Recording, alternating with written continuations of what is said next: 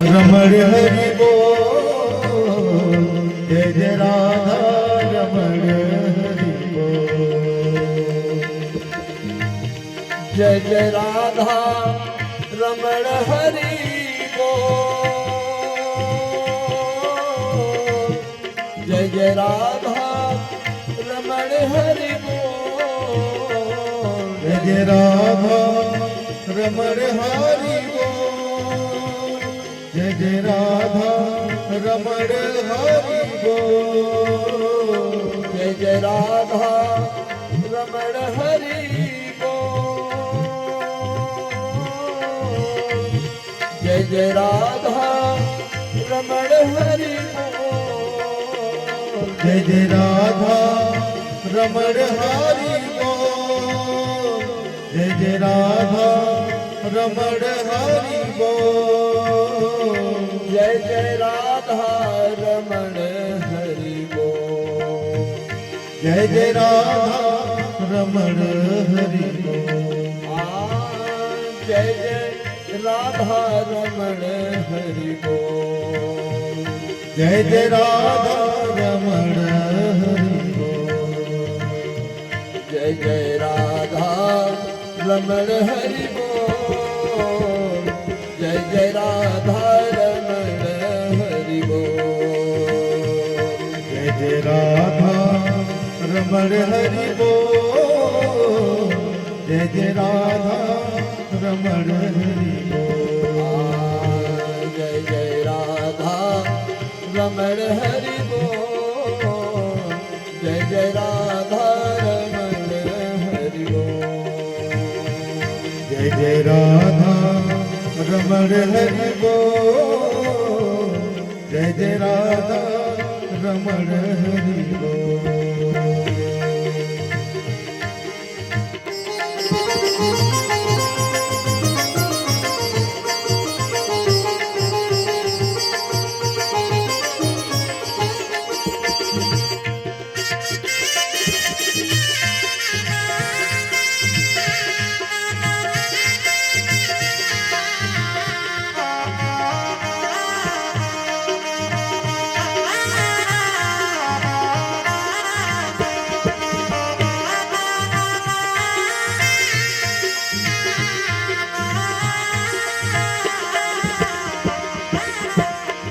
हरि बोल हरि बोल हरि बोल हरि बोल हरि बोल हरि बोल हरि बोल हरि बोल हरि बोल हरि बोल, हरि बोल हरि बोल, हरि बोल हरि बोल, हरि बोल हरि बोल।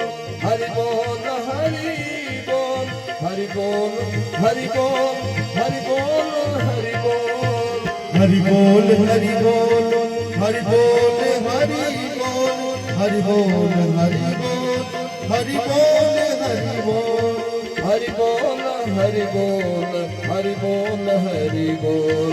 हरि बोल हरि बोल, हरि बोल हरि बोल। जय जय राधा जय जय राधा जय जय राधा रमण हरि बोल।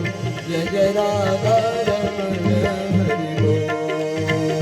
जय जय राधा रमण हरि बोल, जय जय राधा रमण हरि बोल। जय जय राधा रमण हरि बोल। जय जय राधा रमण हरि बोल। जय जय राधा रमण हरि बोल, जय जय राधा रमण हरि बोल। जय जय राधा रमण हरि बोल। जय जय राधा जय जय राधा जय जय राधा रमण हरि बोल।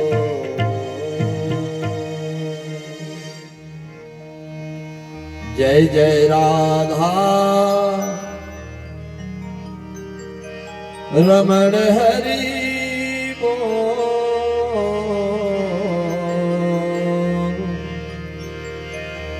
जय जय राधा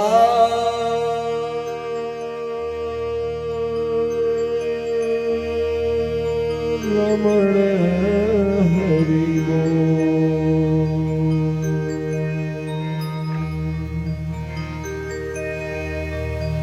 परम अकारण करुणा बरुणालय परात्पर परम ब्रह्म परमेश्वर जगत नियंता जगताधार अखिल कोटि ब्रह्मांड नायक राज राजेश्वर करुणा निधान भक्त वत्सल मर्यादा पुरुषोत्तम लीला पुरुषोत्तम भगवान श्री कृष्ण चंद्र जी के पावन श्री चरणों में अनंत कोटि प्रणाम। अखिल कोटि ब्रह्मांड नायिका राज राजेश्वरी श्री राधा रानी सरकार के पावन श्री चरणों में अनंत कोटि प्रणाम। मंदिर के गर्भगृह में विराजमान जिनकी प्रेरणा से यह भगवान की पावन मंगलमयी कथा यात्रा चतुर्थ वर्ष में प्राप्त पहुंची हुई है, ऐसे जगत के माता पिता श्री भवानी शंकर भगवान के पावन श्री चरणों में अनंत कोटि प्रणाम। मंच पर विराजमान हमारे यज्ञाचार्य परम आदरणीय प्रातः स्मरणीय श्रीमान अरविंद त्रिपाठी जी, जो मध्य प्रदेश की पावन धरा से आपका आगमन इस काशी की पावन धरा पर हुआ है, साथ ही इस कथा को संगीत से सजाने वाले हमारे माता रानी मां सरस्वती के व्रत पुत्र भजन सिंगर परम आदरणीय श्रीमान अवनीश मिश्रा जी, तबले पर संगत कर रहे श्रीमान रंजीत पांडे जी, मंच पर विराजमान प्रतापगढ़ की पावन धरा से आए हुए आदरणीय रवि मिश्रा जी, आज के हमारे मुख्य यजमान परम आदरणीय श्रीमान बबलू सिंह जी, जिनके द्वारा सपत्नी हाथों से भगवान का पूजन संपन्न हुआ। कथा प्रांगण में विराजमान हमारे इस कथा यात्रा को 2022 से प्रारंभ कराने वाले, जिन्होंने अपने सर पर भगवान की पोथी उठा करके इस यात्रा को प्रारंभ कराया, इस ग्राम सभा के पूर्व ग्राम प्रधान आदरणीय रुद्र प्रकाश सिंह सुमन सिंह जी, और जिन विद्यालय में हमने प्रारंभिक शिक्षा मुझे प्रदान हुआ, ऐसे उस विद्यालय के वर्तमान के हमारे शिक्षकों का आज आगमन हुआ है। आप सभी का इस व्यासपीठ से हार्दिक स्वागत, अभिनंदन, वंदन।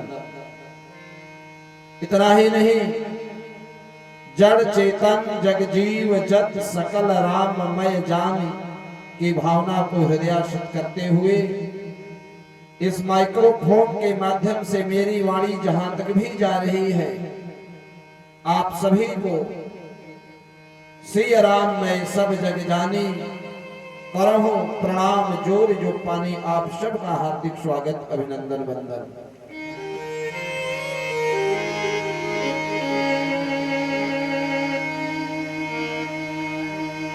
कल की हम सब ने जो भगवान की पावन मंगलमयी कथा का रसपान किया,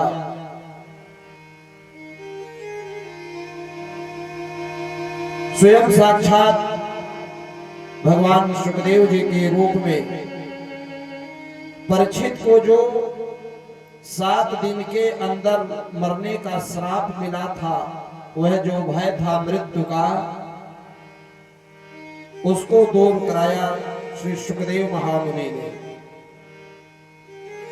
उसी प्रकार भय को दूर कराया जैसे कोई अच्छा डॉक्टर होता है, गंभीर रोग के रोगी को भी देखने के बाद कहता है घबराने की कोई बात नहीं, मैं हूं ना, तो रोगी का तो आधा रोग ऐसे ही ठीक हो जाता है। नहीं, डॉक्टर साहब बहुत अच्छे मिले हैं।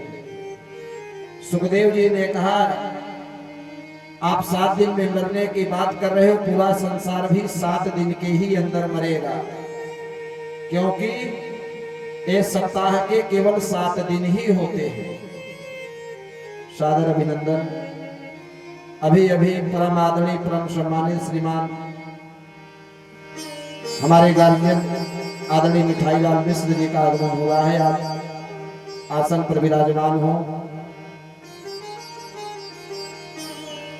श्री सुखदेव मुनि जी के अंदर जो मृत्यु का भय था वह दूर हो गया और भगवान की कथाओं की ओर उनका मन लग गया। परीक्षित जी ने सुखदेव जी से प्रश्न किया, भगवान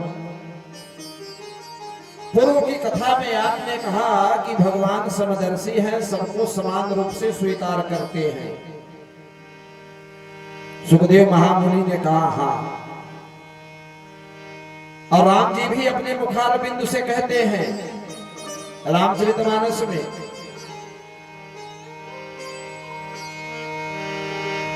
जो सभी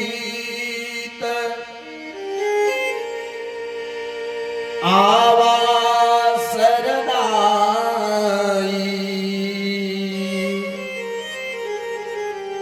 रखी होता प्राण की नाही। जो शरण में आ जाए, भगवान ने तो रावण को भी कहा कि आप हमारे शरण में आ जाओ। आज वही सुखदेव महामुनि श्रीमद् भागवत महात्म की जो कथा है, भागवत महापुराण की कथा है, कह रहे हैं कि आप कहते हैं भगवान समदर्शी हैं, सबको समान रूप से स्वीकार करते हैं, तो प्रायः दैत्यों को ही मारते हुए क्यों दिखाई पड़ते हैं? भगवान ने देवताओं को तो कभी मारा नहीं। भगवान देवताओं को ही मारते हुए क्यों दिखाई पड़े हैं? क्या दैत्य ही भगवान के दुश्मन हैं? सुखदेव जी बोले नहीं महाराज परीक्षित, जो द्वादश भागवत हैं उनमें दैत्यों के भी नाम हैं। 12 महाभागवत बताए गए हैं जिनमें दैत्यों के भी नाम है। प्रहलाद और महाराज बलि, ये दैत्य वंश से इनका संबंध था। यह दोनों ही दैत्य वंश के हैं और भगवान के परम भागवतों में गिने जाते हैं। तो ऐसा न समझो कि दैत्य जाति के ही भगवान दुश्मन हैं।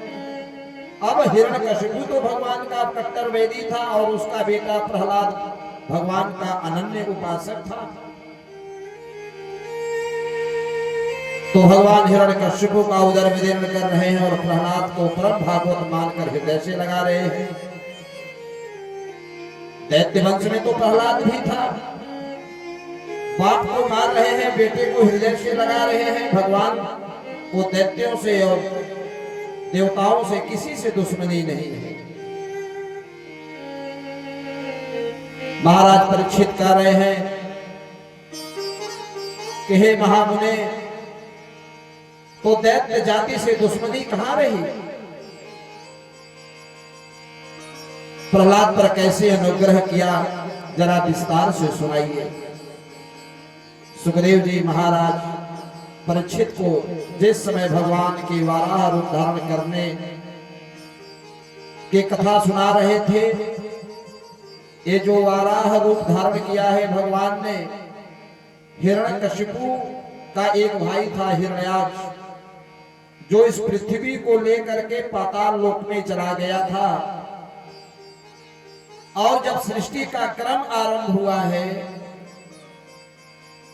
महाराज मनु शत्रुपा को ब्रह्मा जी ने आदेश दिया कि आप जाओ मैथुनी सृष्टि से संसार की रचना प्रारंभ करो। स्त्री पुरुष का पहला जोड़ा महाराज मनु और महारानी शत्रुपा के रूप में। तो महाराज मनु ने कहा धरती तो है ही नहीं, हम रहें कहां? कहीं स्थान मिलेगा तब तो, स्थान तो है ही नहीं। सीधे आकाश और पाताल, बीच में धरती थी ही नहीं। उसी समय ब्रह्मदेव को एक छींक आई है और नाक से एक अंगूठे बराबर भगवान शुक्र का अवतार लेकर के, वाराह का अवतार लेकर के धीरे धीरे बढ़े हैं और पाताल लोक को जा करके हिरण्याक्ष को मार करके पुनः पृथ्वी को ला करके स्थापित किए हैं। बोलिए सच्चिदानंद भगवान की जय। अपने भाई के वध का हिरण्यकशिपु को इतना दुख हुआ कि वह भगवान का कट्टर बैरी बन गया और मदराचल पर्वत पर जाकर के घोर तपस्या प्रारंभ करी। वह हिरण्यकशिपु दैत्य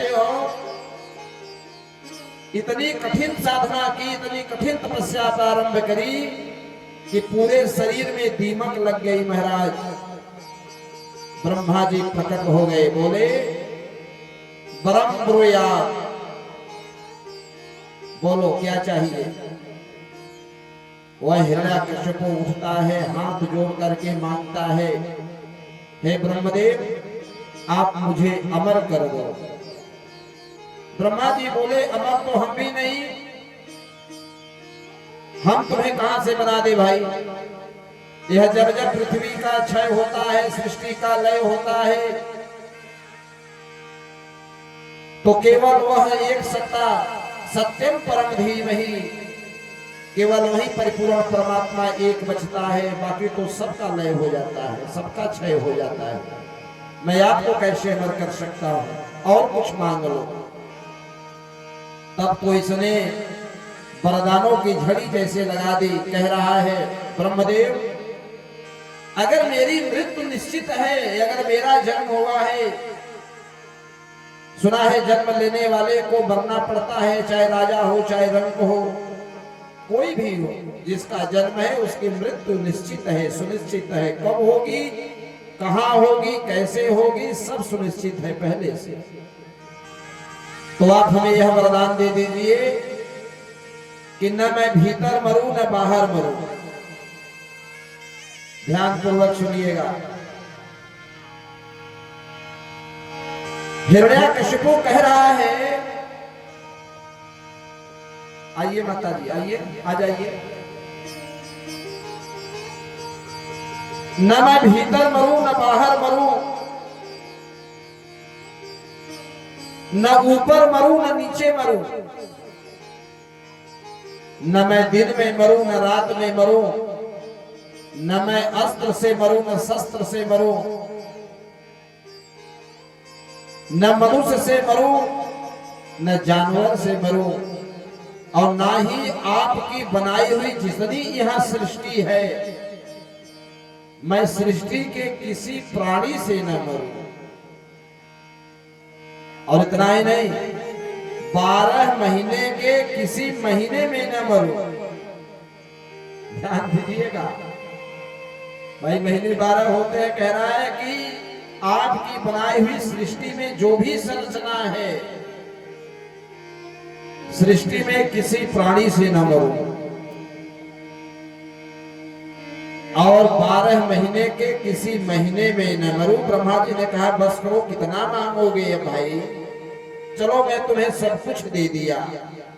बड़े बड़े वरदान मांगने वाले हमने देखे, पर तेरे जैसा मांगने वाला मैं पहली बार देख रहा हूं। ताते मधुर्लभा है पुंसायान,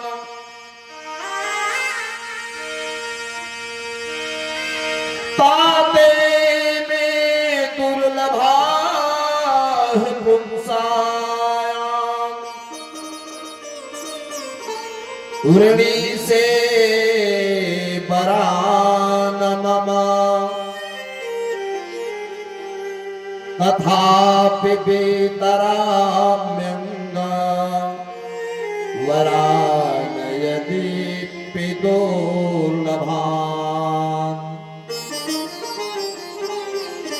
यह तुम्हारा दुर्लभ, सबको मिलने वाला ऐसा मृत्यु नहीं है, तो तुम्हारा मृत्यु भी दुर्लभ हो गया।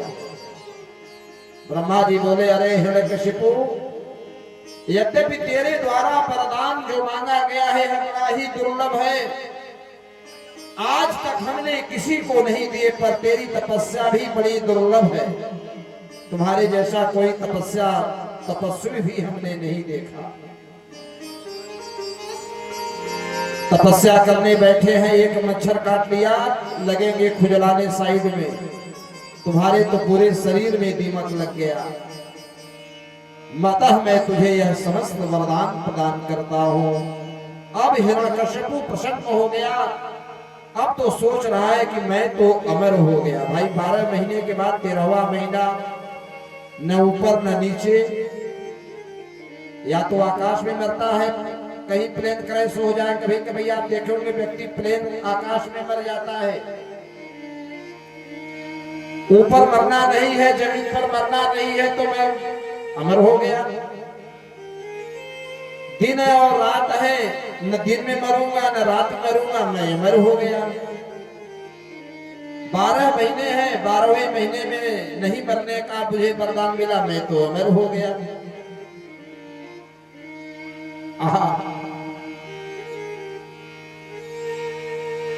और इसी दंभ में वह देवताओं पर चढ़ाई कर दिया। महाराज दिग्विजय करते हुए सारे देवताओं को जीत लिया। सभी देवताओं को बंदी बनाकर घर ले आया।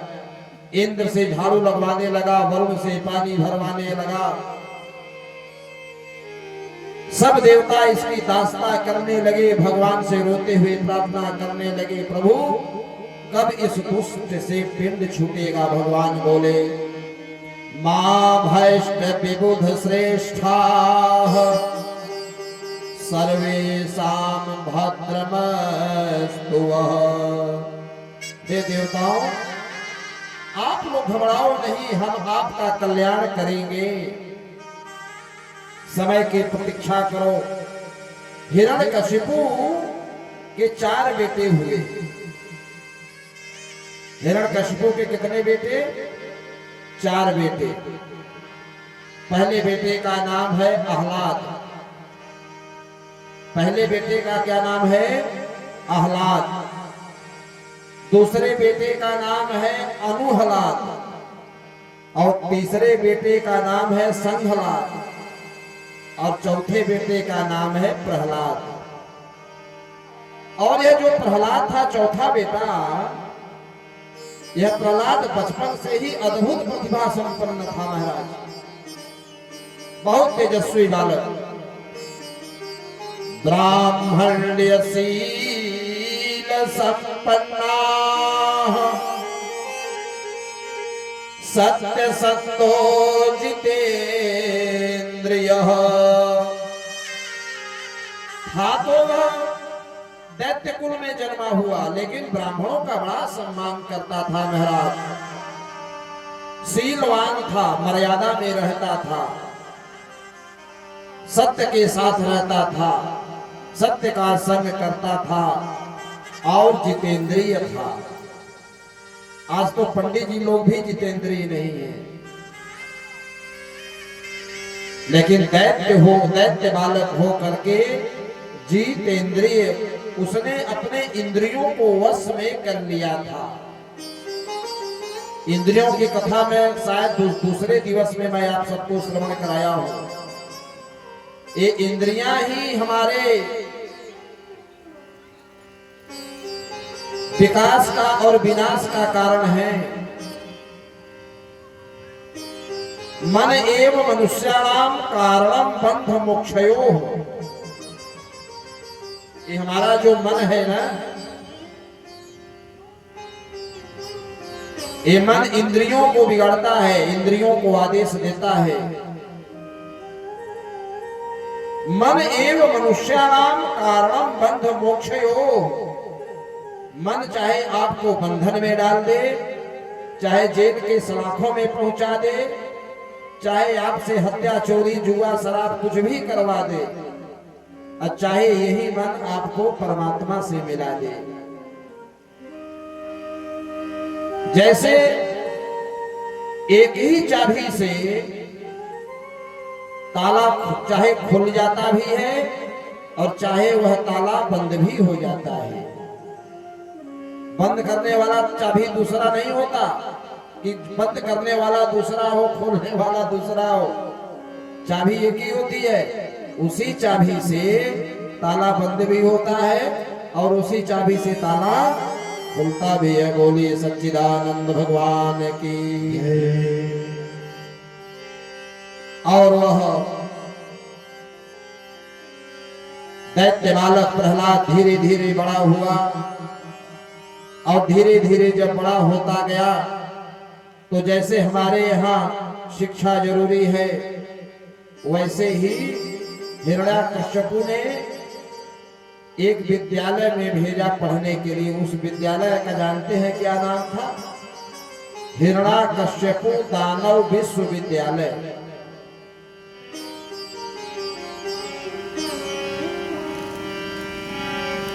वह हिरण्याकश्यपु दानव विश्वविद्यालय में जहां दैत्य पुत्रों को ही छल कपट, लड़ाई मार, झगड़ा, मारो काटो की शिक्षा दी जाती थी, उस विद्यालय में प्रहलाद जी को भेज दिया गया पढ़ने के लिए। वहां के गुरु जी थे, गुरु जी का नाम था मास्टर साहब का गुरु संत और गुरु अमर्क। संत और अमर्क वहां के प्राचार्य थे, शिक्षा देने वाले। अब भाई पढ़ाई प्रारंभ हुई तो जो सिलेबस होता है, जैसे हमारे बीच में गुरुजन बैठे हैं, ये आप लोग अपने मन से कोई पुस्तक यहाँ नहीं पढ़ा सकते। उदाहरण मैं दूर का नहीं, अपने विद्यालय का ही दे रहा हूं। हमारे शिक्षक अपने विद्यालय में, सरकारी शिक्षक जो सरकार के अधीन है,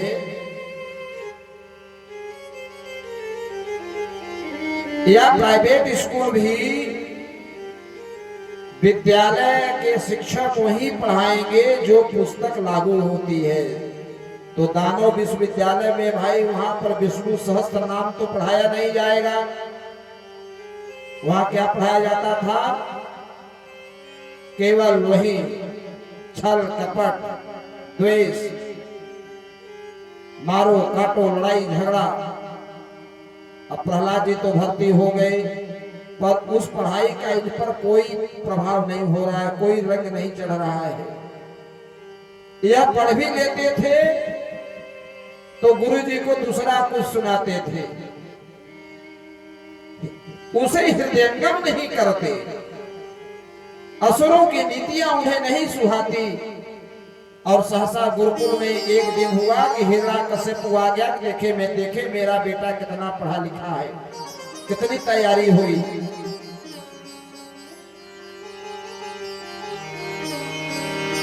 एकदा सुरराट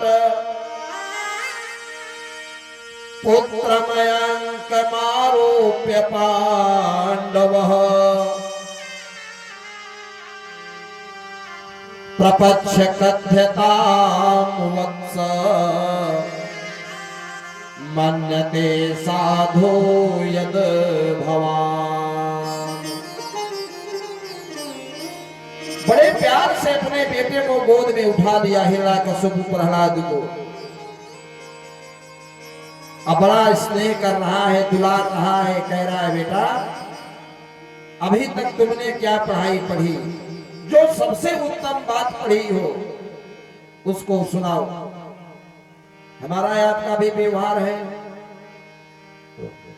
जिस दिन हमारा बच्चा जाता है पहले दिन प्रथम पाठशाला में, जिस दिन हम बच्चे को स्कूल छोड़ते हैं, बस में बिठाते हैं, पहला दिन ध्यान दीजिएगा, हमारा आपका बच्चा 4 साल 5 साल का हो जाता है, जिस दिन हमारा बच्चा पहले दिन विद्यालय में जाता है तो हमें आपको बड़ी खुशियां होती हैं। एक दिन पहले खूब बढ़िया से ड्रेस वगैरह, झोला टिफिन बढ़िया पैक करके बस में बिठाते हैं। बस आएगी 2 बजे के पहले ही रोड पर खड़े रहते हैं कि आज मेरा बेटा पढ़ के आ रहा है, प्रसन्नता होती है। आज वही प्रसन्नता हिरण्याकश्यपु को है कि मेरा बेटा, चलो देखूं क्या पढ़ाई पढ़ा है। बेटे तुमने अब तक जो सबसे अच्छी पाठ, अच्छी कविता पढ़ी हो उसी को सुनाओ।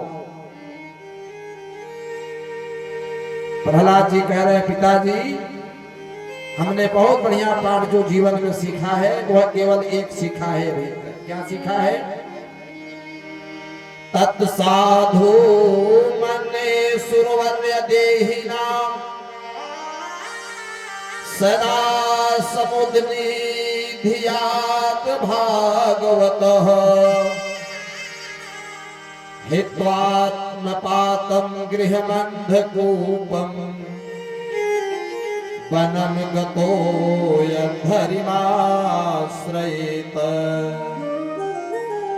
पिताजी, ये जो गृहस्थ जीवन है, संसार है, अंधकूप के समान है।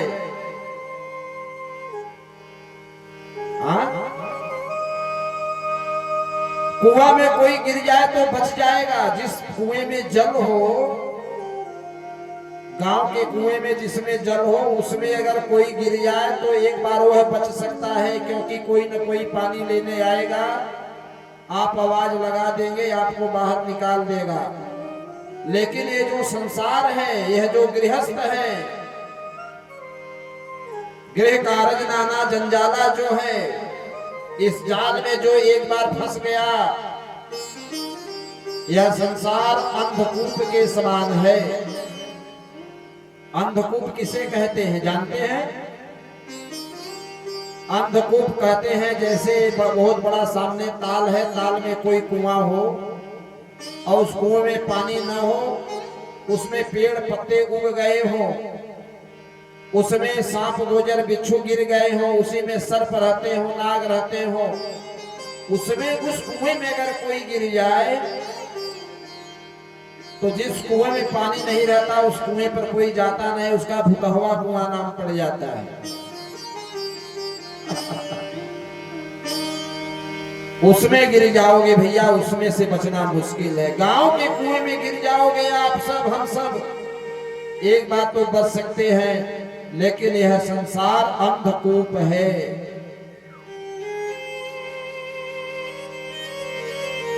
आहा, तो गृहस्थ जीवन के इस कुएं में, संसार के कुएं में जो एक बार गिर गया, उसका निकलना बहुत मुश्किल है। इसलिए वनं गत्वा यद्धरिमाश्रयेत, सबसे साथ अच्छा हमने पढ़ा, यही पढ़ा कि सबसे बढ़िया इस देह का, इस मानव शरीर का, जीवन का परम लक्ष्य होना चाहिए भगवान का भजन। गृह कारज ना जंजाला, ते अति दुर्गम शैल विशाला। कारज नाना जंजाला, ते अति दुर्गम शैल विशाला। गृह कारज ना जंजाला, गृह कारज नाना जंजाला, ते अति दुर्गम शैल विशाला। ते अति दुर्गम शैल विशाला। ते अति दुर्गम शैल विशाला। गोस्वामी जी भी शास्त्रों में लिख रहे हैं, मानस में, यह जो गृह कार्य है, आप कुएं में गिर सकते हो, निकल सकते हो, लेकिन इस घर के जंजाल में अगर हम या फंस गए, इससे निकलना बड़ा मुश्किल है। अच्छा, एक बात और है, आपको कोई कहने भी नहीं आएगा कि आप इस गृह काज से निकल जाओ बाहर। आपको मैं मुक्त करता हूं पिताजी,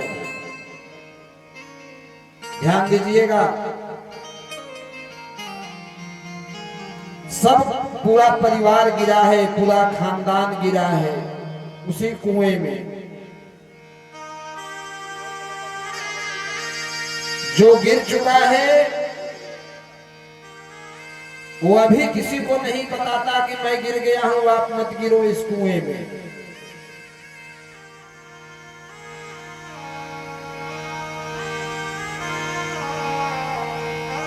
हिरण्यकश्यपु इतना सुन करके लाल पीला हो गया। अरे हमारे विद्यालय में पहली शिक्षा में प्रथम पाठशाला में इस तरह का सिलेबस तो हमने कभी नहीं दिया है।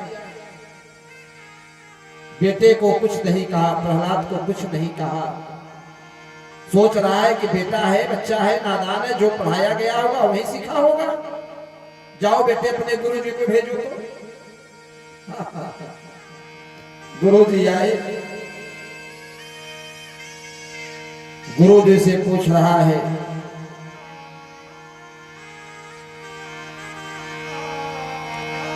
क्यों सर कमर? इतना सुनते ही संड अमर के एकदम सकते में आ गए। कह रहे महाराज बताइए आपका आगमन किस लिए हुआ? हिरण्यकश्यपु बोल रहा है, यह तो मैं बाद में बताऊंगा, पहले तुम यह बताओ आजकल तुम बेटे को पढ़ा क्या रहे हो स्कूल में? कौन से तुम नई शिक्षा नीति लागू कर दिए? कुछ नहीं महाराज, जो आपने निर्धारित किया है उसी को मैं पढ़ा रहा हूं। उसी को पढ़ा रहे हो? सारे बुक को चेक किया महाराज, जो भी सिलेबस था सारे विद्यालय को चेक किया, एक भी किताब विष्णु भक्ति की नहीं मिली। हिरण्यकश्यपु लाल पीला होकर बोला, मूर्खों, मेरा बच्चा मेरी गोद में मुझे समझा रहा है कि वन में जाओ भगवान का भजन करो, यही सिखाने के लिए मैं अपने बच्चे को तुम्हारे यहाँ भेजा हूं। संत अमर जी थर थर थर थर कांपने लगे। महाराज मैं आपकी सौगंध खाता हूं, हमारे विद्यालय में एक भी ऐसा कोर्स नहीं है, ऐसी कोई पुस्तक पढ़ाई नहीं जाती जो भगवान, अब भगवान जाने आपके बेटे को कौन पढ़ा रहा है, कैसे सुन लिया, किसने इसको सिखा दिया है? हिरण्यकश्यपु ने कहा, यदि तुमने नहीं सिखाया तो इसका मतलब यह हुआ कि विष्णु का गुप्तचर तुम्हारे विद्यालय में कोई है, उस गुप्तचर को खोजो। तुम्हारे यहां कोई गुप्तचर घुसा बैठा है, मैं तुम्हारे भरोसे अपने बच्चे को विद्यालय में छोड़ बैठा हूं। खबरदार, आज के बाद मेरे बेटे ने दोबारा कोई उटपटांग बात की तो सबसे पहले मैं तुम्हें दंड दूंगा, याद रखना। यो डांट फटकार कर हिला कश्यपु तो चल गया, पर गुरु जी की धड़कन तेज हो गई। पता लगाते हैं, प्रहलाद से पूछते हैं, फिर सोचा बच्चों को एकदम डांटना नहीं चाहिए, इसलिए प्यार से पूछते हैं। तो प्रहलाद को बुलाकर बड़े प्यार से पूछते हैं गुरुजी, वत्स वत्स प्रहलाद भद्रवते सत्यम कथय मामृषा। बेटे प्रहलाद, राजा बाबू, सत्य सत्य बताओ, ये जो तुमने अपने पापा को, अपने डैडी को सुनाए हो ना कहानी, ये तुमने कहां से सीखा है? कौन सिखाया है तुम्हें? बेटा तेरा खूब कल्याण हो, सच सच बताना, तेरी किसने बुद्धि खराब कर दी? अरे यह उटपटांग बातें अपने पिताजी को जो तूने सुनाई, यह सब तूने किससे सीखी है? कहां सीखी है? कौन पढ़ाया है? प्रहलाद जी को हंसकर बोले, जय हो प्रभु, मैं उस परमात्मा की माया को प्रणाम करता हूं जो जीवों को कल्याण की बात करे तो उल्टी खोपड़ी वाले उसे क्या समझते हैं। धन्य है भगवान की माया का चमत्कार। एक बात बताऊं, गांव में जिसे सर्प काट लेता है ना, गांव में जिसे सर्प काट लेता है उसको कड़वा खिलाएंगे तो उसे मीठा लगता है, जिसको विष चढ़ जाता है उसे कड़वा नीम भी खिलाएंगे तो मीठा लगता है। भिन्न स्वाद वसुतः जिस पर स्वाद है, भिन्न स्वाद आता है महाराज, जो भी खिलाएंगे उसका भिन्न भिन्न स्वाद आएगा। आज प्रहलाद जी भगवान का भजन की बात कर रहे हैं तो दैत्यों को अच्छा नहीं लग रहा है, उल्टा समझ में आ रहा है।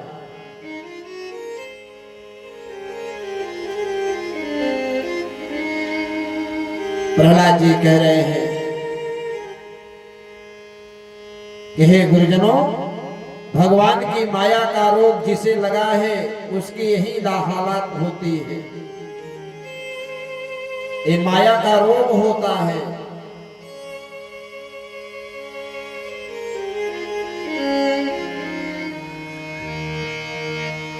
नट मरकट इव सब ही नचावत, नट मरकट इव सब ही नचावत,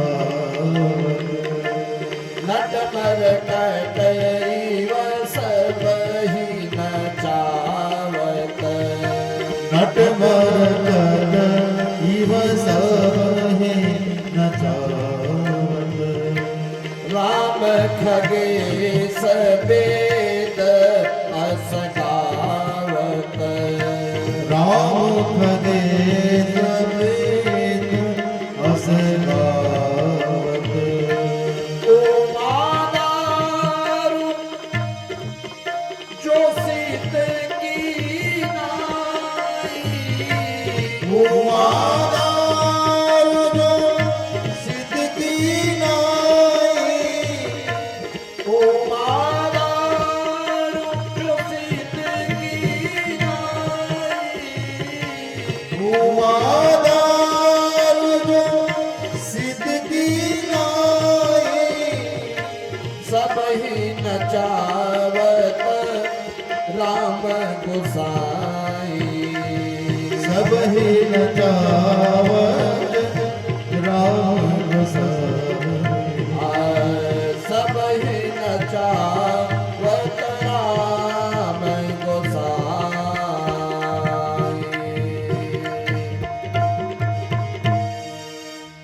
यह जो संसार है, पूरे संसार को नचाने वाला केवल एक है, परमात्मा।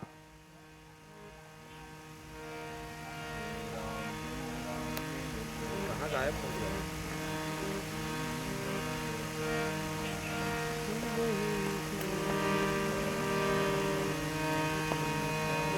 चलिए, श्री राम जय राम जय जय राम, श्री राम जय राम जय राम, श्री राम जय राम जय जय राम, श्री राम जय राम जय जय राम, श्री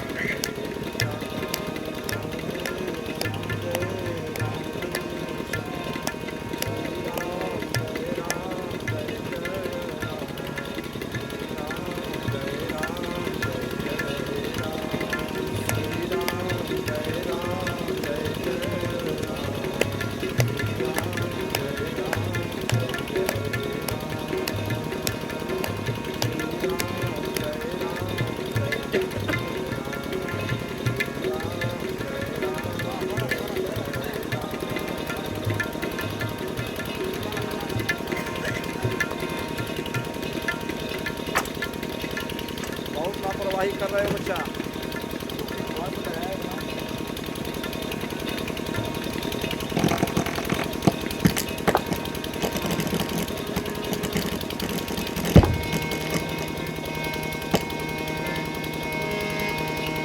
श्री राम।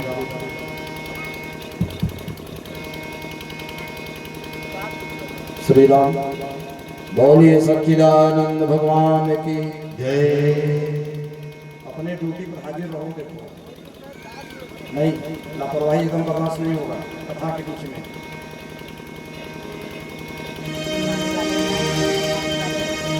आइए भगवान का हम गुणानुवाद करें, नाम संकीर्तन।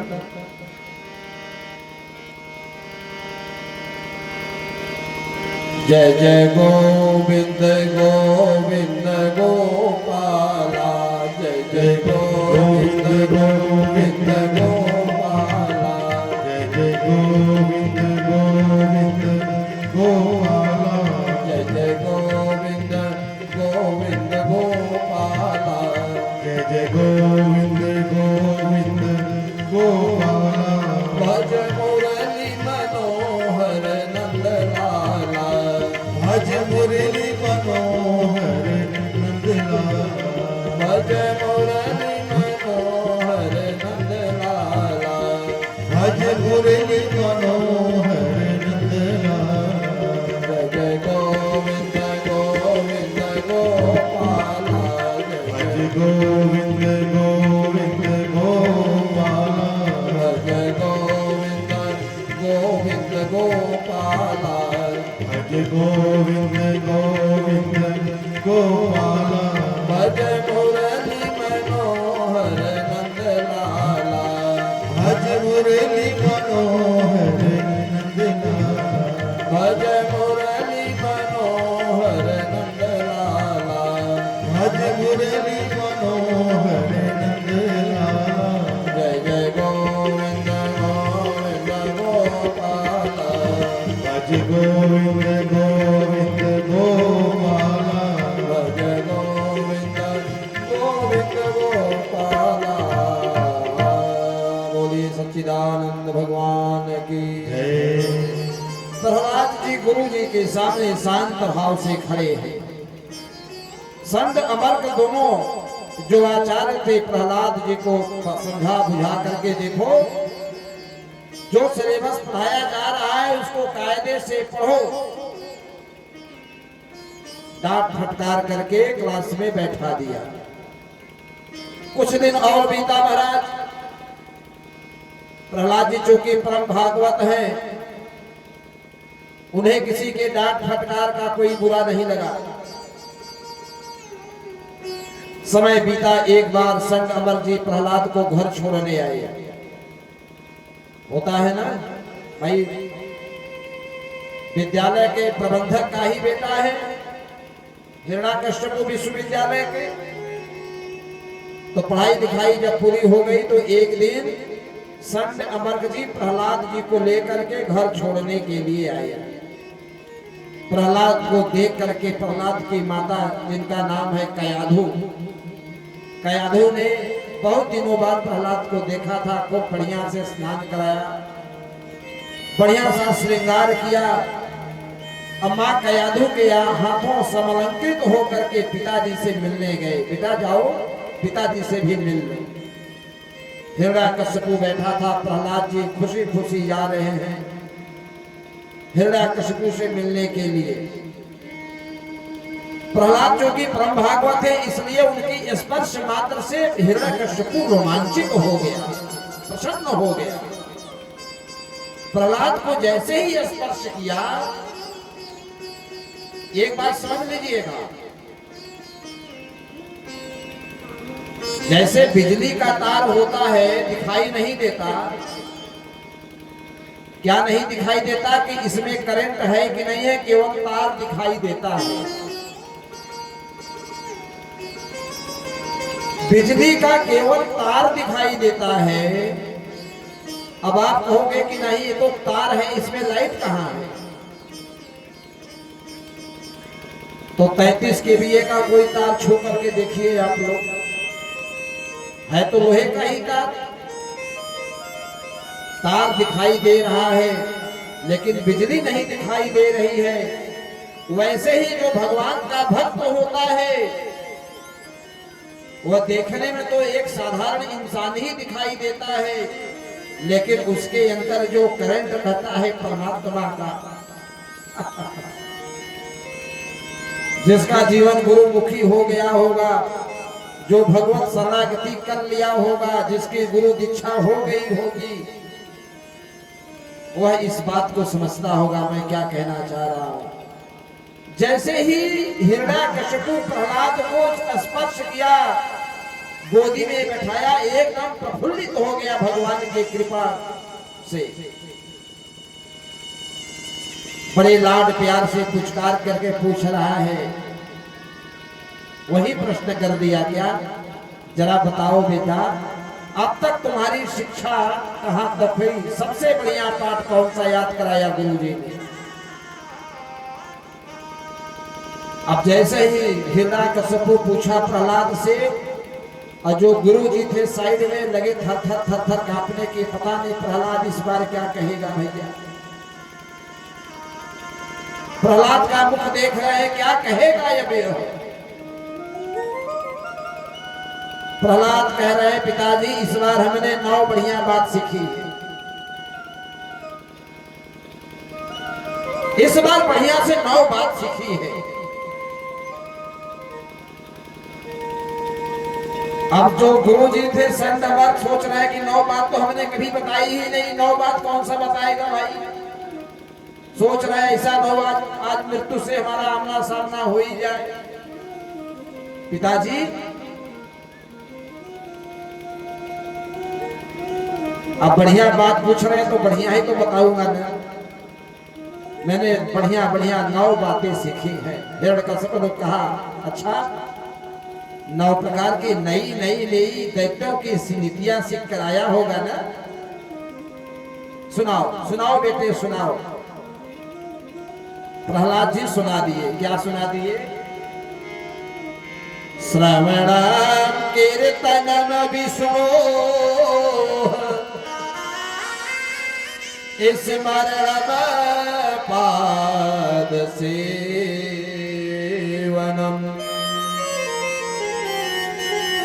अर्चनम बंदनम दास्यम साख्यमात्म निवेदनम। इति पुंसार्पिता विष्णु भक्तिश्चेन्नैव लक्षणाः क्रियते भगवत्पद्धा तन्मयेधितमोत्तमम्। पिताजी इस बार जो मैंने 9 बात सीखी है, पहला है श्रवणम, भगवान की ज्यादा से ज्यादा कथा सुननी चाहिए। जैसे करंट लगा हिरण्याकशिपु को। कीर्तनम किसका? विष्णु जी का। और विष्णु का नाम सुनते ही प्रहलाद को उठा के पटक दिया महाराज नीचे। अब पकड़ लिया दोनों आचार्यों को, निकाला तलवार, गुरु जी के गर्दन पर तलवार रख दी लिटा करके। अरे अधम ब्राह्मणों, लगता है तुम ही लोग मेरे विपक्ष में मिले हुए हो, जान बेच कर मेरे बेटे की बुद्धि खराब कर दिया है।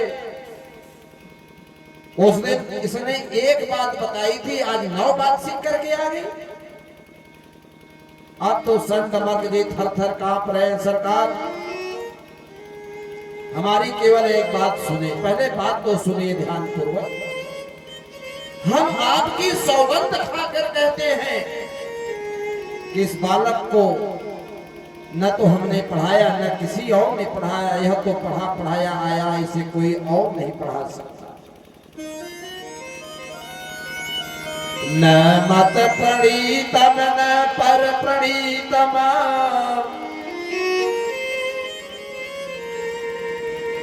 न मैंने पढ़ाया है न दूसरा कोई पढ़ाया है। न मत प्रणीतम न पर प्रणीतम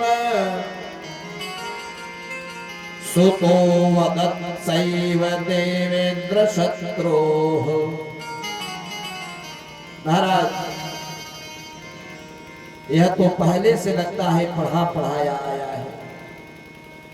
हिरण्यकश्यपु ने अब अपने बेटे से ही पूछ लिया, सत्य सत्य बताओ तुम्हारी बुद्धि बिल्कुल किसने खराब की है? यह जो उपनान बात तुम्हें सिखाई गई है कौन सिखा रहा है? प्रहलाद जी बोले, पिताजी मर्तिनम कृष्णे परतः स्वतो वा मिथो विपदेत गृहवतानाम। प्रहलाद जी कहते हैं, पिताजी इस प्रकार से लोग संसार के गर्त में अंध परंपरा से घिर रहे हैं। जीवन भर घर क्लेश गृहस्थी में भोगने के बाद भी अपने संतान को बचाने का जो प्रयत्न करता है, क्या आप जो हमसे पूछ रहे हो कौन पढ़ाया है, मैं आपसे पूछ रहा हूं कि संसार में लोग नमक तेल लकड़ी के गोरख धंधे में अपनी संतान को इस चक्रव्यूह से निकालना नहीं चाह रहे हैं। आप तो भाग्यशाली हो कि मैं आपका बेटा हूं, भगवान का भक्त बन गया।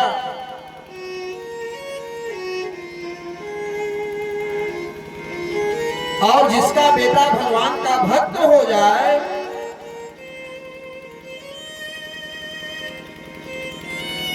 जिसका बेटा भगवान विष्णु का भक्त हो जाए, उस पिता का सौभाग्य बढ़ जाता है। आप तो भाग्यशाली हो। और इतना बात सुन करके महाराज वह कह रहा है कि अब तू अपना शीश कटाने के लिए उद्वेलित मुझे कर रहा है। छिद्याम अंगम, मैं तुम्हारे एक एक अंग को काट डालूंगा। और जैसे ही तलवार उठाया, मैया कयाधु आके खड़ी हो गई। क्या कर रहे हो महाराज? आपका बेटा है, बेटे को आप मारने चल रहे हो।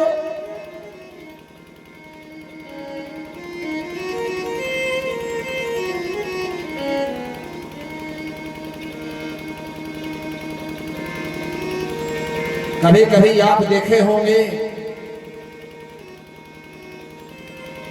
कि किसी के पांव में चोट लग जाता है तो डॉक्टर साहब कहते हैं कि आपका एक पांव काटना पड़ेगा, नहीं तो पूरे शरीर में जहर फैल जाएगा। हार्दिक अभिनंदन। वाह विराजी, जाइएगा मत। कभी कभी हमारे आपके पांव में हाथ में चोट लग जाता है और उस चोट के कारण पूरे शरीर में जब विष फैलने की बारी आती है तो डॉक्टर साहब लोग कहते हैं कि आपका एक हाथ या एक पांव काटना पड़ेगा, नहीं तो पूरा आपका जीवन समाप्त हो जाएगा, जीवन नहीं बचेगा। तो लोग शहर से कहते हैं अपना जान बचाने के लिए, भैया एक पांव काट दो, कम से कम जान तो बचेगा, जान है बचे लाखों पाए। आज समझा रही है कयाधु, आपका बेटा है, मारने से क्या होगा। तलवार अंदर कर लिया महाराज।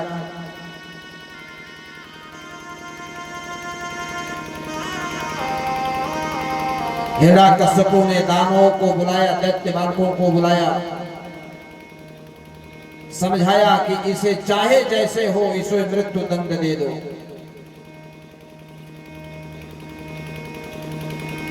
वह सोच रहा है, पहले दिन इसने एक बात बताई, आज 9 बात बता रहा है, कल 18 बताएगा, कभी 36 बताएगा।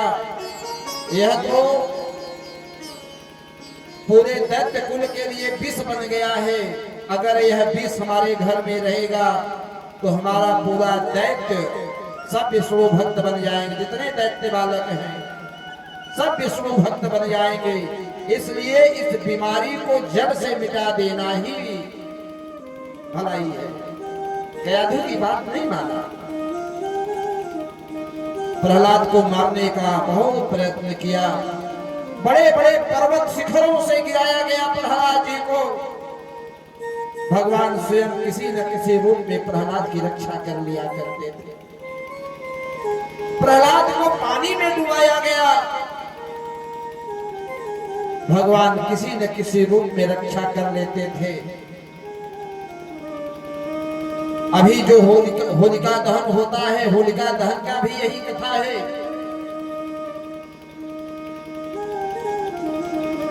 प्रहलाद को होलिका में भी जलाया गया, बिठाया गया, जला के मार डालो। जो हम लोग प्रत्येक वर्ष होलिका जलाते हैं, यही हिरण्याकश्यपु दैत्य का बेटा प्रहलाद जो भगवान का भक्त था, उस प्रहलाद को जो भगवान का भक्त है,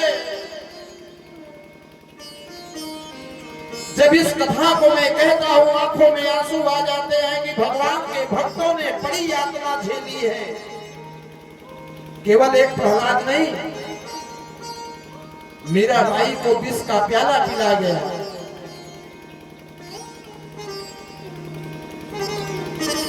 मीराबाई को घर वालों ने जहर का प्याला पिला दिया। आज भगवान का भक्त हुआ प्रहलाद, जिसको मारने के लिए जल में डुबाया जा रहा है, पहाड़ों से गिराया जा रहा है, अग्नि में जलाया जा रहा है, प्रहलाद को विषपान करा दिया गया।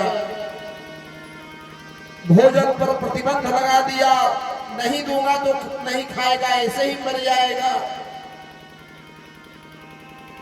होलिका देवी स्वयं जलाने आई, खुद जल के राख हो गए, लेकिन भगवान के भक्त का कुछ नहीं हुआ। अग्नि शीतल हुई, प्रहलाद जी प्रतिभा से प्रसन्न होकर प्रहलाद जी उस होलिका से निकल गए। प्रहलाद जी के जितने मित्र थे महाराज, उस अग्नि की राख को एक दूसरे के ऊपर उड़ा उड़ा कर उत्सव मनाने लगे। भगवान का भक्त बच गया, मेरा प्रहलाद बच गया। उसी समय से होली खेलने की परंपरा प्रारंभ हो गई। मारने वाला है भगवान, बचाने वाला है भगवान।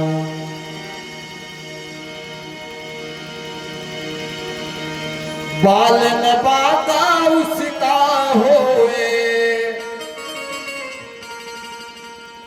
बाल न बाका उसका होए,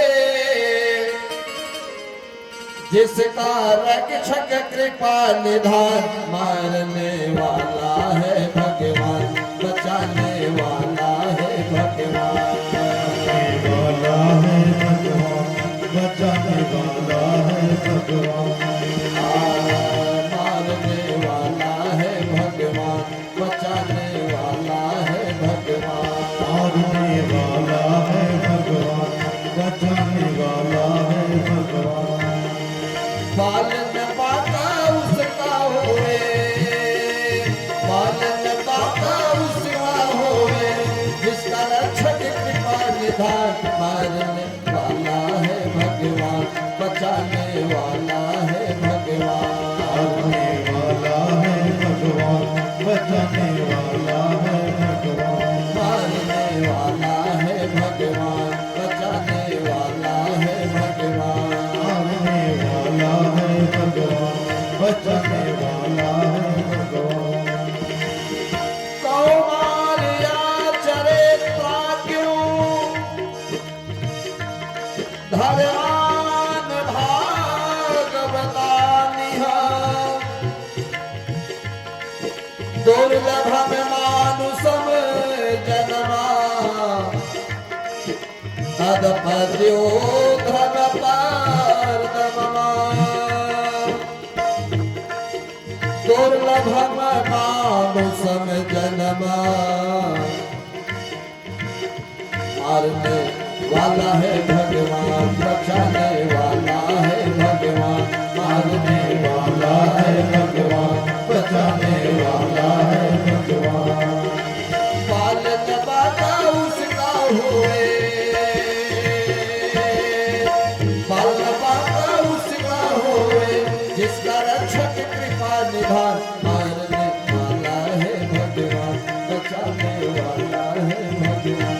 मारने वाला है भगवान, बचाने वाला है भगवान, मारने वाला है भगवान, बचाने वाला है भगवान।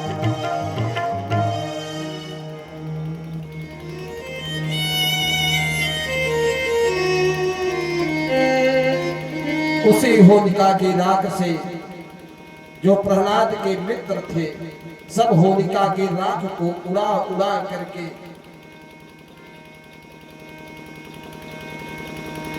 सब जश्न मना रहे हैं। अब पूरे क्षेत्र में यह एक चर्चा का विषय बन गया कि प्रहलाद तो है तो बहुत छोटा बच्चा, लेकिन इतना चमत्कारी।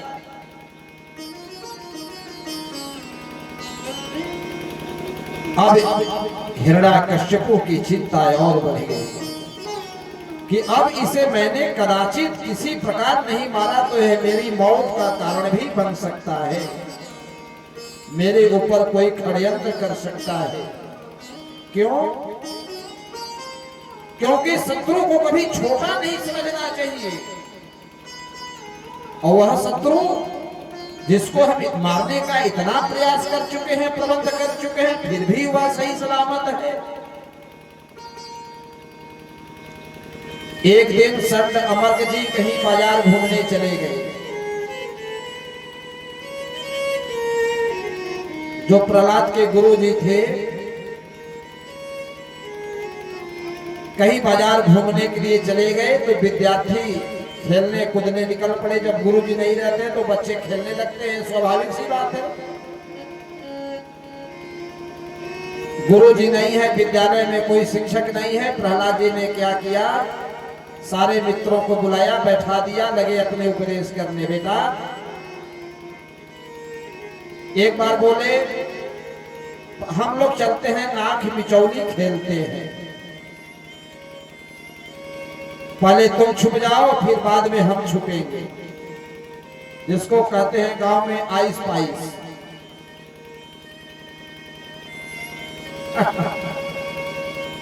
उसी प्रकार से यह संसार है, आइस पाइस चल रहा है।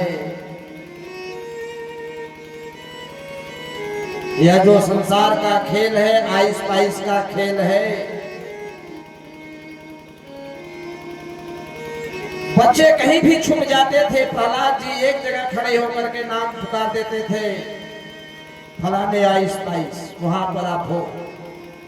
वैसे ही यह संसार है, हम कहीं भी कुछ करें, कितना भी बच के रहें, लेकिन वह जो परिपूर्ण परमात्मा है, जो कृपा निधान है, जो दया का सागर है, जो जब जब होई धर्म के हानि, बाढ़ई असुर अधम अभिमानी, तब तब प्रभु धरि विविध शरीरा, हरहि कृपा निधि सज्जन पीरा। वह परमात्मा हरि व्यापक सर्वत्र समाना है, उसे कहीं आने जाने की आवश्यकता नहीं।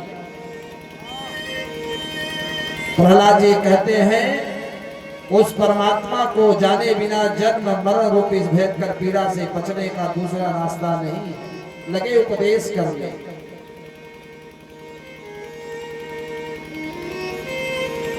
और इतना सब हो रहा था महाराज,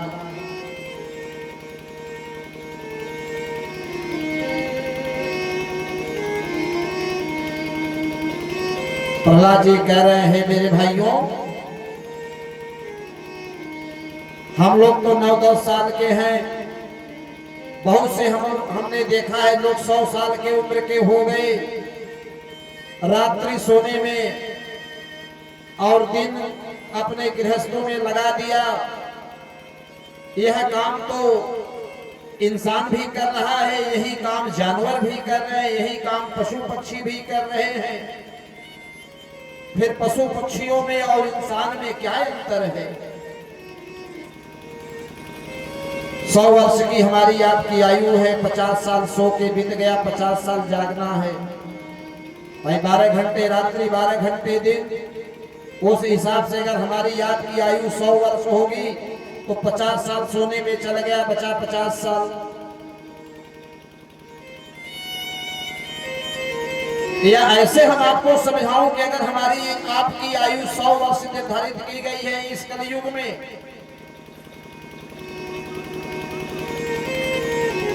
एक वर्ष में होता है 360 दिन के लगभग,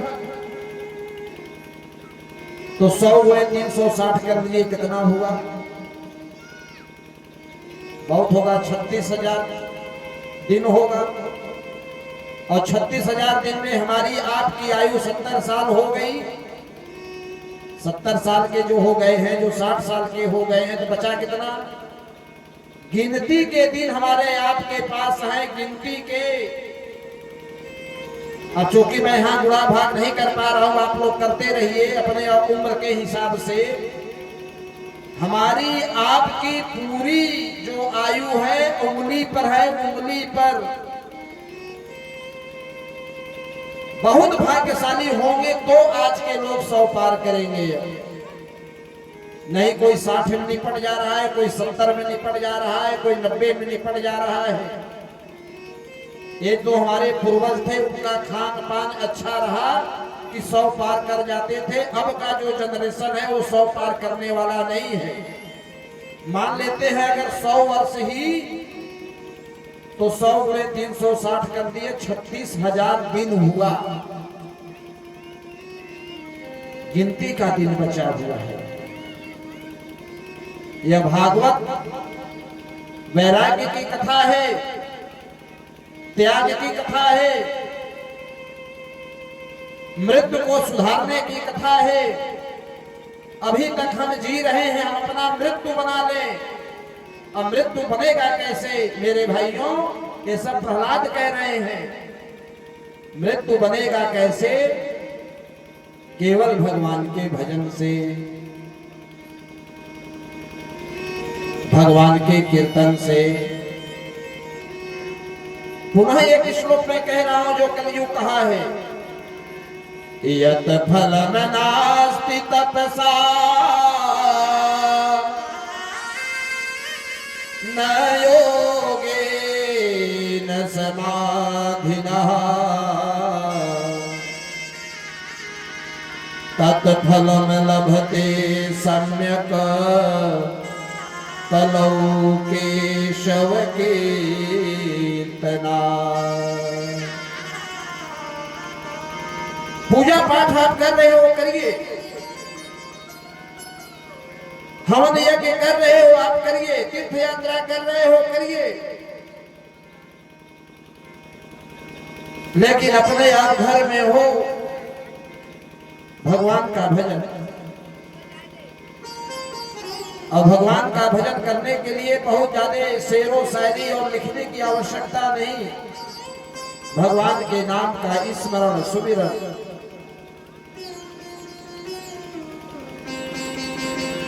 जाके सुमिरन तेरे पुनासा, नाम शत्रुघ्न वेद प्रकाशा। भगवान का भजन करने के लिए किसी साधन की आवश्यकता नहीं है, किसी सामग्री की आवश्यकता नहीं है।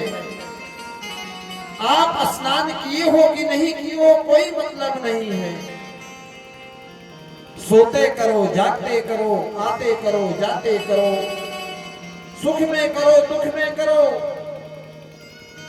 मैं पुनः कह रहा हूं इस बात को, जैसे किसान गेहूं की बुआई करते हैं, आंख मूंद करके फेंक देते हैं। कोई उल्टा है, कोई सीधा है, खड़ा है, तिरछा है, टेढ़ा है, बांका है, सारे गेहूं के बीज अंकुरित हो जाते हैं।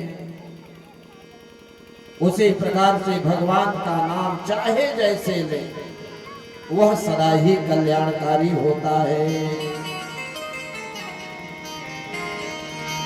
भाव को भाव अनख आलस हो, भाव को भाव अलख आलस हो, भाव को भाव अनख आलस हो, भाव को भाव अलख आलस हो।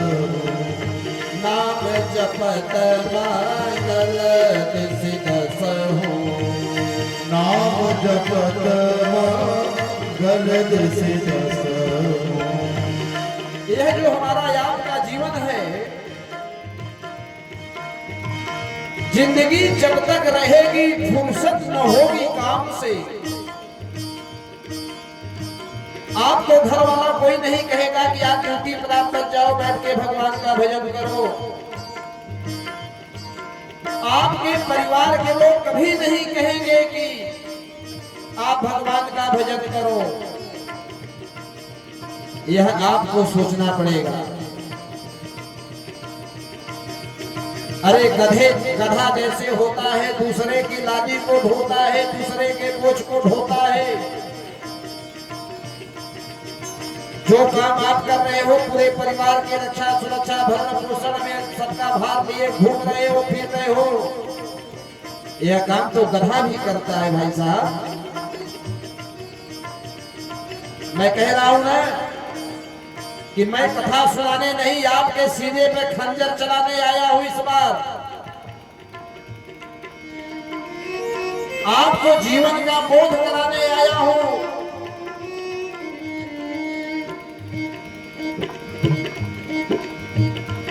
जो आप काम कर रहे हो पूरे परिवार की जिम्मेदारी लेकर के, मैं नहीं कह रहा हूं कि सब छोड़ दीजिए, अपना भी तो सोचो।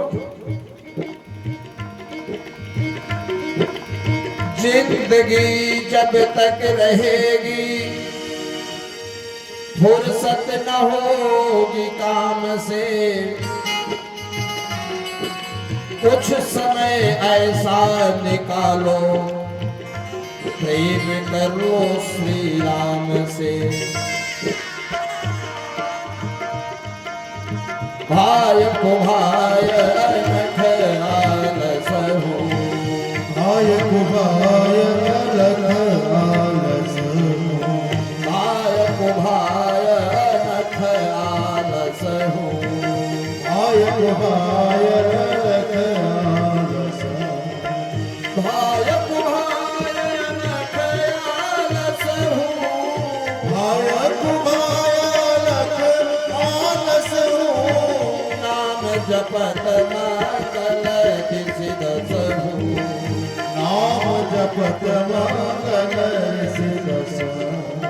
नाम जपत मंगल ऋषि दस हो, नाम जपत मंगल से दस। आज प्रहलाद जी अपने मित्रों से कह रहे हैं गुरु जी की अनुपस्थिति में कि बंधुओं, यह जो जीवन मिला है भगवान का भजन करने के लिए। तब तक गुरु जी आ गए, सारे लोग अपने अपने क्लास में चले गए। सावधान, क्या हो रहा था विद्यालय में? विद्यालय में हमारे अनुपस्थिति में क्या हो रहा था? कोई कुछ नहीं बोला।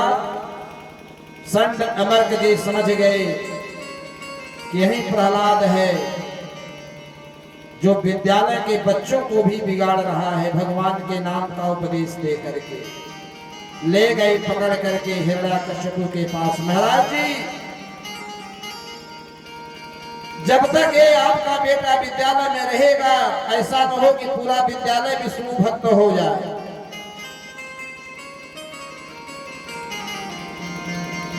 इतना सुनते ही महाराज सीने पर लात रख करके प्रहलाद जी को लेटा करके सीने पर पांव रख करके तलवार निकाला मारने के लिए।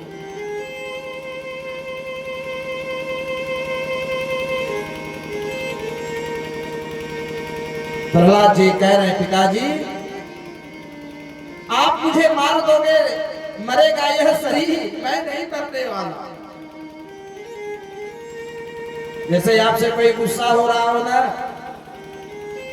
और आप उसके आगे हंसिए, आपको कोई भला बुरा कह रहा हो और उसकी बातों को आप जानिए कि हम सुन ही नहीं रहे, तो उसकी पारा, उसका जो क्रोध है और बढ़ जाता है। प्रहलाद जी कह रहे, पिताजी आप इस शरीर को मारोगे, इसके अंदर जो रम रहा है उसको आप नहीं मार पाओगे। मेरा भगवान तो हर जगह है। हरि व्यापक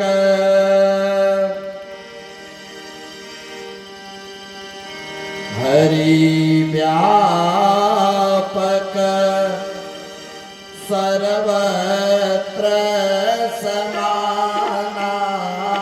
हरि व्यापक सर्वत्र समाना। हरि व्यापक हरि व्यापक सर्वत्र समाना। हरि व्यापक सर्वत्र समाना। प्रेमत प्रगट होई मैं जाना। प्रेमत प्रगट होई मैं जाना। प्रेमत प्रगट होई मैं जाना। प्रेमत प्रगट होई मैं जाना। इतनी यातना दे रहा है प्रहलाद जी को वह हिरण्याकश्यप को, जो स्वयं उसका बाप है। मैया लक्ष्मी जी भगवान की ओर देख रहे, बैकुंठ में भगवान मुस्कुरा रहे हैं। मैया दौड़ती दौड़ती आई, प्रभु आपका भक्त इतनी यातना सह रहा है, उसका स्वयं का पिता उसे दुख दे रहा है, आप मुस्कुरा रहे हो।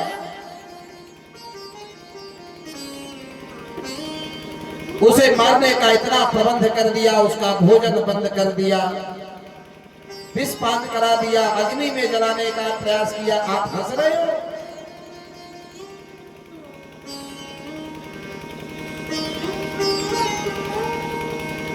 भगवान कह रहे देवी मैं इसलिए प्रसन्न हूं कि प्रहलाद के दुख से मैं प्रसन्न नहीं हूं।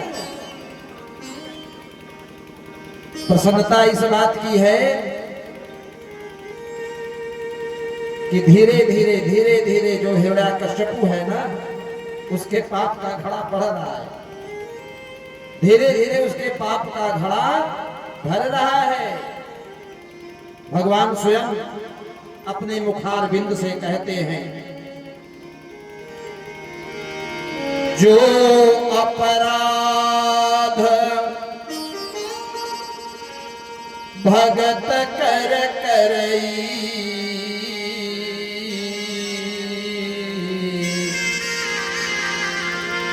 राम रोस पावक सोजरई। जो भगवान का भक्त होता है उसकी एक निशानी मैं आप सबको बता देता हूं।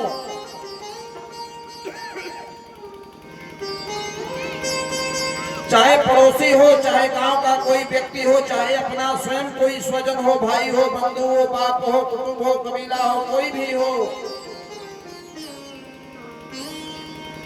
अगर भगवान के भक्तों को कोई अगर दुख देता है, किसी प्रकार पीड़ा देता है,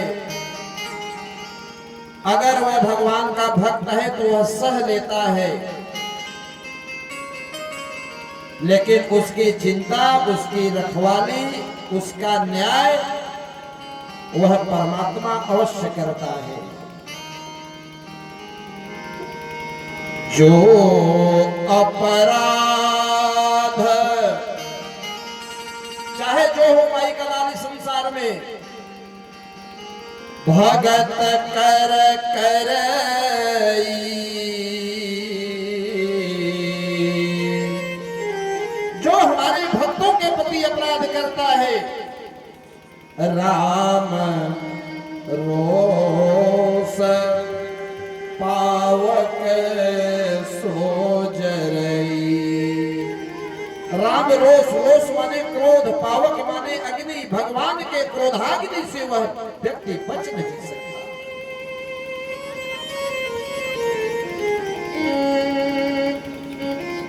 आज यहाँ प्रहलाद को मारने के लिए हिरण्याकश्यप को गदा लेकर के तैयार है, तलवार लेकर के खड़ा है, जंजीरों में जकड़ करके बांध दिया है कि आज इसके जीवन को मैं समाप्त कर दूंगा।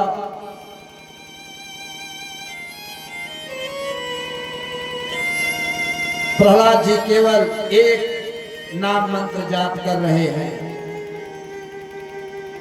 ओम नमो भगवते वासुदेवाय नमः। सब लोग कर लीजिए 5 बार, बड़ा आनंददायक मंत्र है। आगे आगे मैं कहूंगा 5 बार, आप सब लोग बोलिए एक स्वर में, ऊंचे स्वर में, जोर से। आगे मैं बोलूंगा, पीछे पीछे आप लोग बोलिए। ओम नमो भगवते वासुदेवाय नमः। ओम नमो भगवते वासुदेवाय नमः। ओम नमो भगवते वासुदेवाय नमः। ओम नमो भगवते वासुदेवाय नमः। ओम नमो भगवते वासुदेवाय नमः। ओम नमो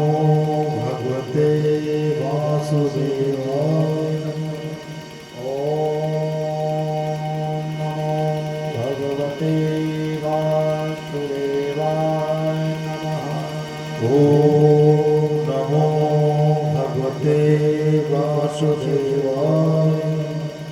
ओम नमो भगवते वासुदेवाय नमः।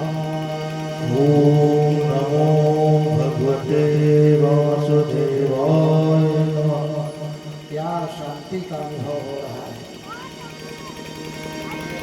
केवल एक ही मंत्र चल रहा है और एक ही मंत्र नहीं, जैसे बहेलिया के चंगुल में कोई पक्षी फंस जाता है। आज प्रहलाद जी जंजीरों में बंधे हुए,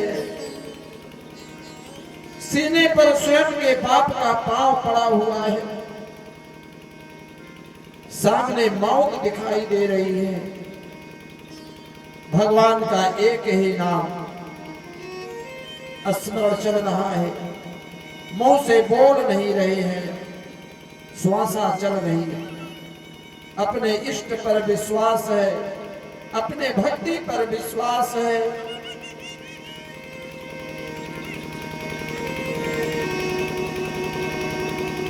एक बार पुनः कह रहे हैं, पिताजी वह मेरा परमात्मा हरि व्यापक है, उस परमात्मा से आप बच नहीं पाओगे। मेरा परमात्मा यही कहीं है, हर जगह है, यत्र तत्र सर्वत्र है।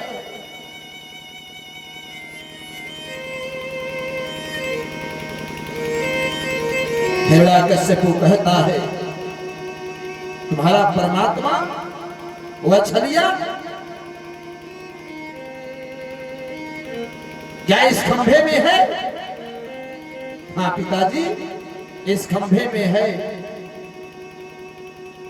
जोरदार गदा उठाया, खंभे पर प्रहार कर दिया और जैसे ही प्रहार किया खंभा टूट गया, गड़गड़ाहट हुई और भगवान नरसिंह प्रकट हो गए। बोलिए सच्चिदानंद भगवान की जय, बोलिए श्री नरसिंह भगवान की जय। नरसिंह भगवान को देख करके हिरण्याकश्यप एकदम असहज हो गया। महाराज राजमहलों के दरवाजे पर ले गए, ड्योढ़ी पर हिरण्यकश्यप को कस करके पकड़ लिया नरसिंह भगवान ने।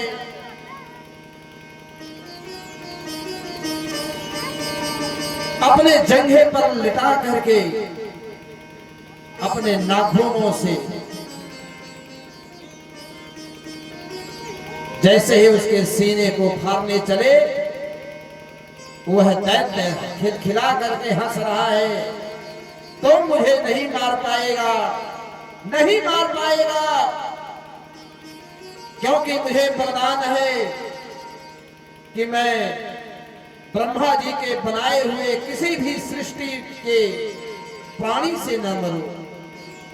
भगवान ने कहा, दुष्ट, ब्रह्मा जी को मैं बनाता हूं, मैं ब्रह्मा जी की सृष्टि की रचना नहीं हूं। देख रहे हो,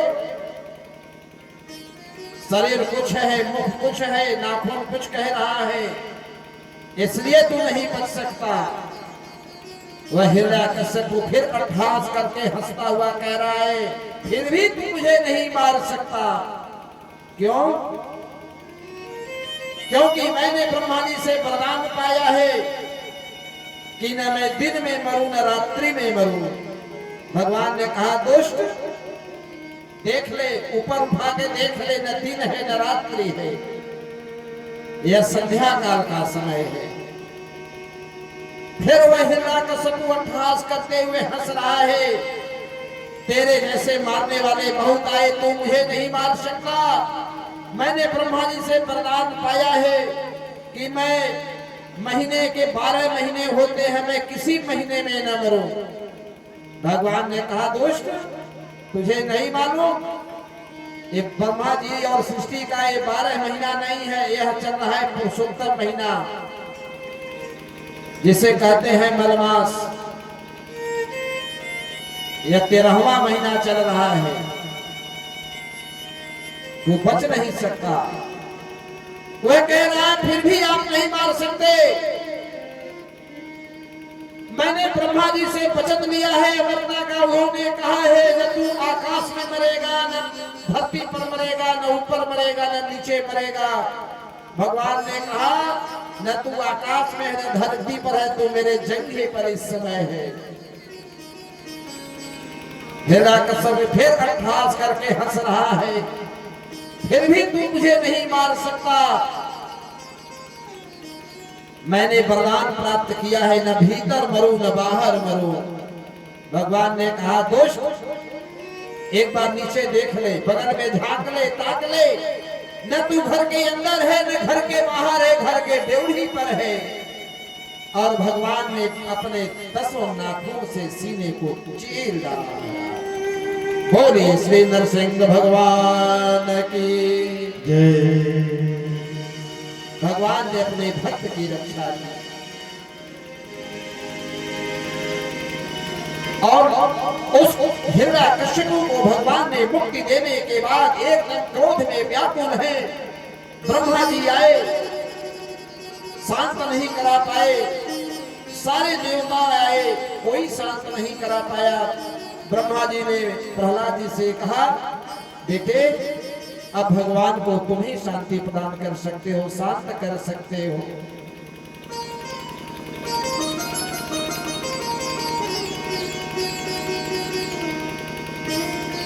ब्रह्मा जी की बात सुनकर के प्रहलाद जी भगवान के पास जाते हैं, निवेदन करते हैं, स्तुति करते हैं, आग्रह करते हैं। अब प्रहलाद को देख करके जैसे गैया मैया जिस दिन बच्चा जनती है, जिस दिन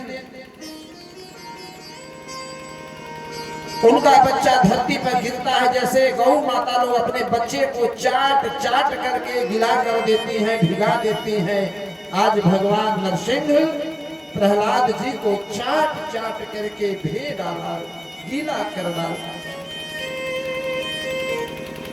यह होती है भगवान और भक्त का। भगवान भगत के बस में होते आए, भगवान भगत के बस में हो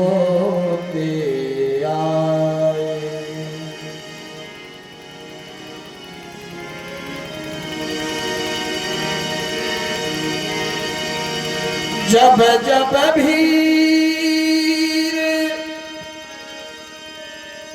पड़ी भगतन पर,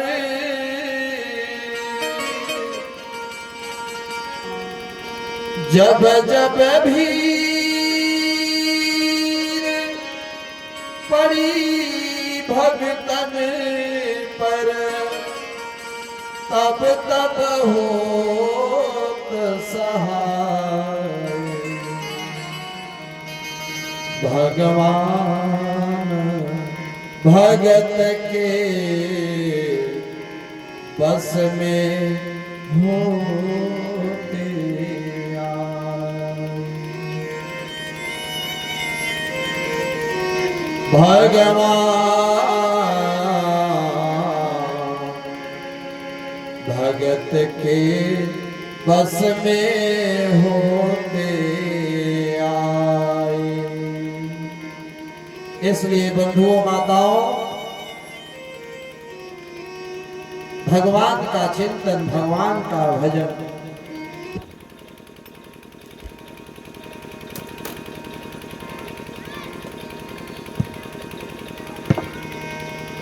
ये संसार के लोग रिश्ते को निभाएंगे कि नहीं समय आने पर, इसकी कोई गारंटी नहीं है। लेकिन हमारा आपका परमात्मा से अगर रिश्ता बन गया, ये जन्म मृत्यु तो लगा रहता है, लोगों का आना है जाना है, लगा रहेगा।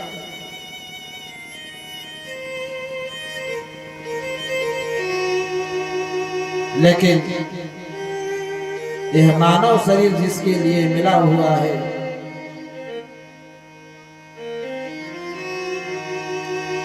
रिश्ते नातों की बात क्या करूं, अपने परिवार के लोगों का क्या कहूं, जिसे आप अपना शरीर कह रहे हो, मेरा शरीर है, यह भी शरीर आपका साथ एक दिन छोड़ देगा।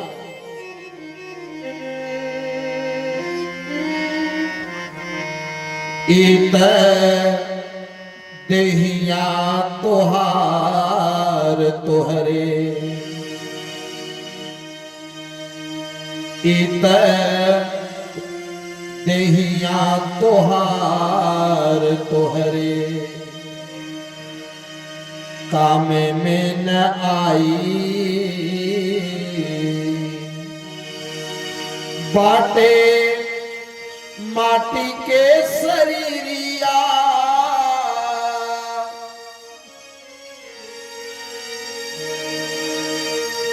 बाटे माटी के शरीरिया,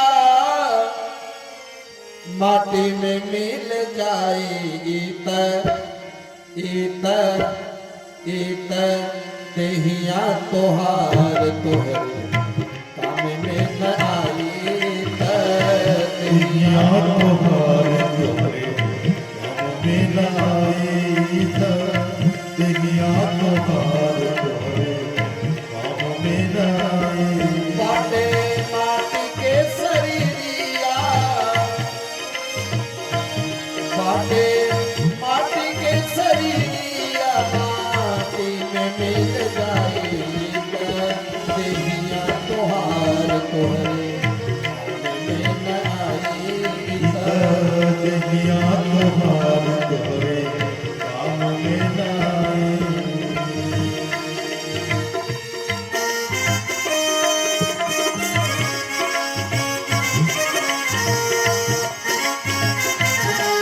मालिक की सेवा करते हुए भाव से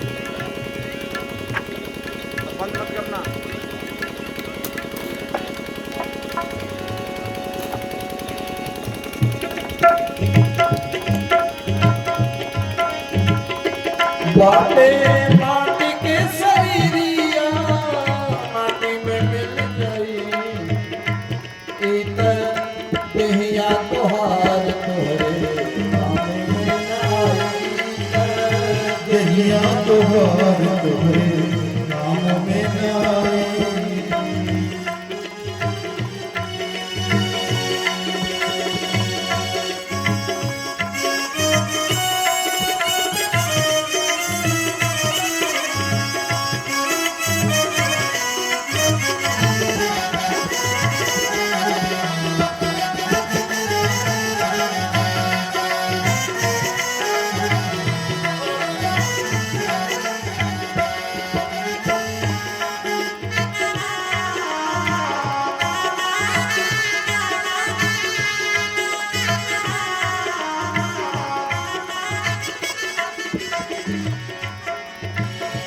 यह तन है जंगल की लकड़ी तन है जंगल की लकड़ी यह तन है जंगल की लकड़ी यह तन है जंगल की लकड़ी यह तन है जंगल की लकड़ी यह तन है जंगल की लकड़ी आग लगे जल जाए इतर देहिया तोहार तोहरे काम में न आई देहिया तोहार तोहरे काम में न आई देहिया तोहार तोहरे काम में न आई बाटे माटी के शरीरिया बाटे माटी के शरीरिया माटी में मिल जाए देहिया तोहार तोहरे काम में न आई देहिया तोहार तोहरे काम में न आई देहिया तोहार बोलिए सच्चिदानंद भगवान के